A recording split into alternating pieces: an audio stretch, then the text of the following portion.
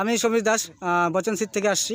তো আজকে আমরা যেখানে আসছি এটা হচ্ছে ফালাকাটা ব্লকের অন্তর্গত হরিনাথপুর গ্রাম, যেখানকার আমাদের একজন চাষি বন্ধু ধীরেন দাস।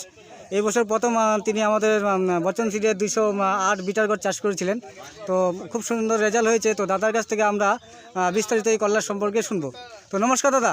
নমস্কার। তো আপনার পরিচয়টা একটু বলুন। ধীরেন দাস। আচ্ছা, আপনার বাড়ি? বাড়ি হরিনাথপুর। আচ্ছা, এটা কোন কোন এলাকায় পড়ে এটা? এটা হরিনাথপুর এলাকা। আচ্ছা, হরিনাথপুর এলাকা। তো আপনি এটা কোন কোম্পানির করলা চাষ করলেন? এটা বচ্চন 208। বচ্চন 208, ভ্যারাইটি হচ্ছে বচ্চন 208। তো এই করলা চাষ করে আপনি আর কি ভালো দিক দেখলেন?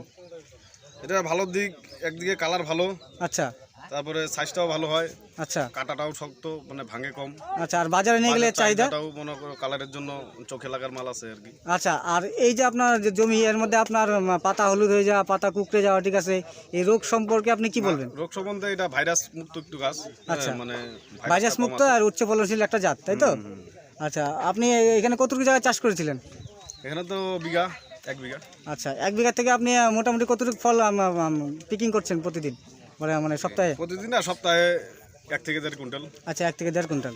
তো বাজারে নিয়ে গেলে তো চাহিদা আসছে। চাহিদা। তো আপনার তো আজকে এই জমিতে এখানে মিটিং করা হলো, তো আশেপাশে চাষিরা দেখে আপনাকে এই করলা সম্পর্কে কি বললো?